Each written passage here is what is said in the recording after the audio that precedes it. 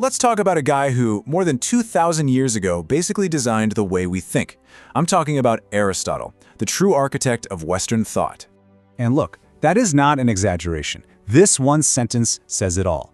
From how we argue a point, to how we study nature, to how we think about a good life, Aristotle literally built the intellectual house that a huge part of the world still lives in today.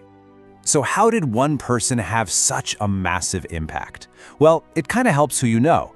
He learned from the great philosopher Plato, and then he became the personal tutor to a kid who would grow up to be Alexander the Great. Yeah, that Alexander the Great. So he was right there, at the very center of the ancient world's brain power and political might.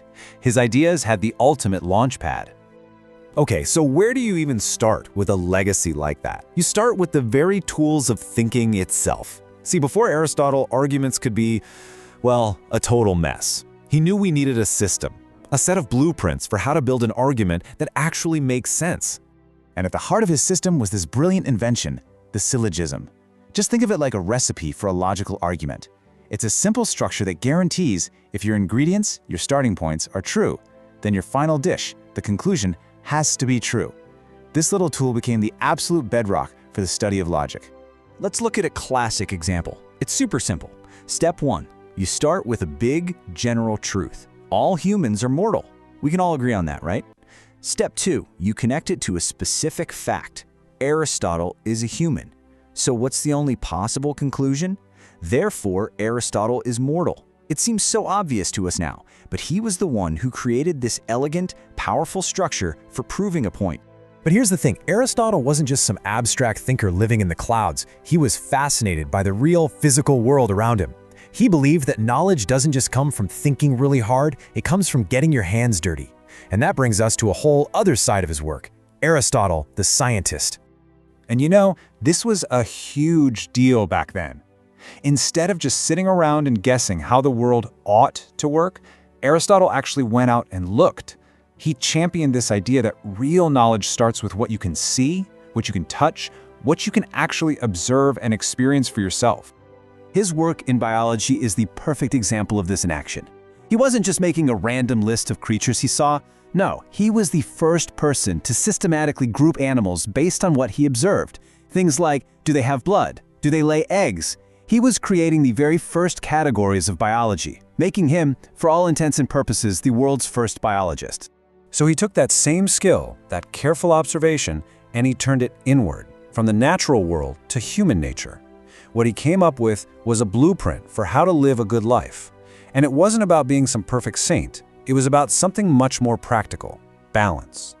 This quote really nails the heart of his ethics. He called it the golden mean. For Aristotle, being a good person wasn't about some impossible ideal. It was about finding the healthy, balanced sweet spot right in the middle of two extremes. Okay, check this out. It makes so much sense when you see it in action. Let's take courage. What is courage? It's not just the opposite of being a coward. For Aristotle, cowardice is a deficiency, not enough of something. On the other end, you have recklessness, which is an excess, way too much of it.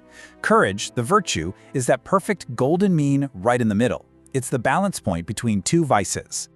All right, so after figuring out how to think and how to live, Aristotle decided to tackle, just the biggest question of them all. What even is reality? He wanted to understand the very nature of existence. Seriously, just think about it for a second. What makes a cup, or a tree a tree? Aristotle thought that to really truly understand something, you couldn't just describe its color or shape, you had to understand all the reasons why it exists in the first place. So he came up with a system for this, and a simple clay pot is the perfect way to understand it. First, you have the material cause. What's it made of? Easy, clay. Then, the efficient cause. Who or what actually made it? The potter. And finally, the final cause. What is its whole point? Its purpose? To hold water. Once you understand all these causes, Aristotle said, then you truly understand the pot.